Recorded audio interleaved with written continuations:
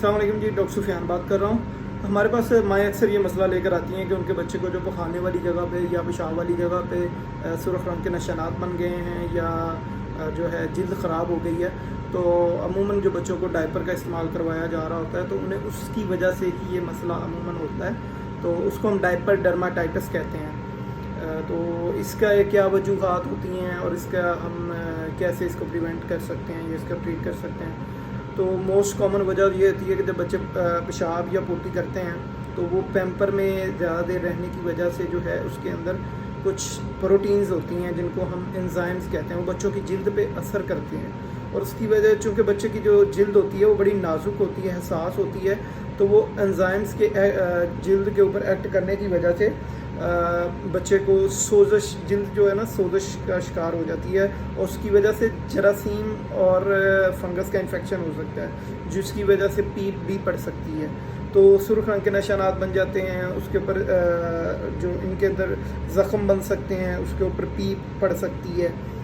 तो और इसके अलावा हम जो पैम्पर इस्तेमाल कर रहे होते हैं वो बाद का माएँ बहुत टाइट बांधती हैं, तो उसकी वजह से जो रगड़ आती है उस वजह से भी ये रैश बन जाता है।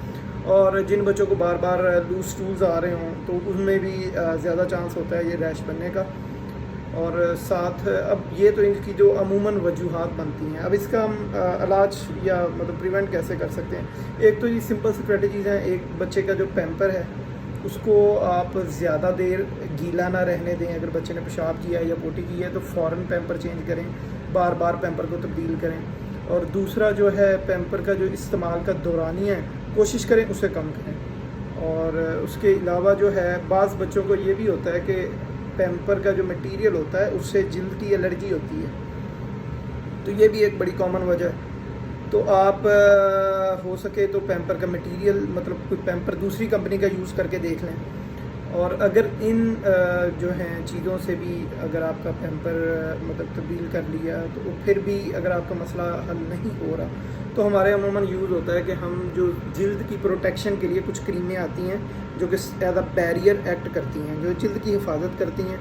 तो जो पेशाब वाला और पखाने वाले जो एंजाइम्स होते हैं वो जिल्द पर एक्ट नहीं कर पाते, तो उसमें जिंक ऑक्साइड के ऑइंटमेंट्स हमारे कॉमनली अवेलेबल हैं। रैशनिल क्रीम के नाम से भी क्रीम अवेलेबल है जो अमूमन यूज़ होती है, और पैड्स क्रीम के नाम से क्रीम आती है। तो ये जिंक ऑक्साइड के जो है ना ऑइंटमेंट्स हैं जो कि स्किन को as a protection barrier provide करते हैं और उसकी हिफाजत करते हैं।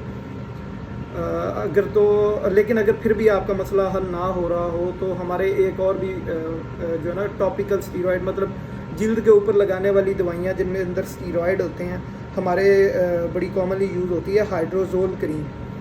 तो हाइड्रोजोल क्रीम आप अक्सर देखेंगे माँओं ने हाथ में पकड़ी होती है जब हमारे पास वो बच्चे को लेकर आते हैं, तो उसके अंदर स्टीरॉयड्स होते हैं और साथ एंटी फंगल एजेंट्स होते हैं। तो लेकिन उसको जो है ना आपको बताने का मकसद ये है कि अमूमन लोग एहतियात बरते बगैर उसका ओवर यूज़ कर रही होती हैं माएँ। जब भी वो डायपर रैश बनता है उसके ऊपर वो हाइड्रोजोल क्रीम लगा देती हैं, रैश ठीक हो जाता है, फिर छोड़ दिया, 2-3 दिन बाद फिर लगा लिया। तो बताने का मकसद ये है कि चूँकि उसमें स्टीरॉयड होता है तो जब लंबे अरसे के लिए ये क्रीम यूज़ या इस्तेमाल होती है उससे बच्चे को एक बड़ी तशवीशनाक किस्म की जो बीमारी लाहक हो सकती है जिसको हम कुशिंग डिजीज़ कहते हैं। तो काइंडली कोशिश करें कि जो इस तरह की क्रीमों का इस्तेमाल बग़ैर डॉक्टर के मशवरे के बहुत लंबा अरसा ना करें।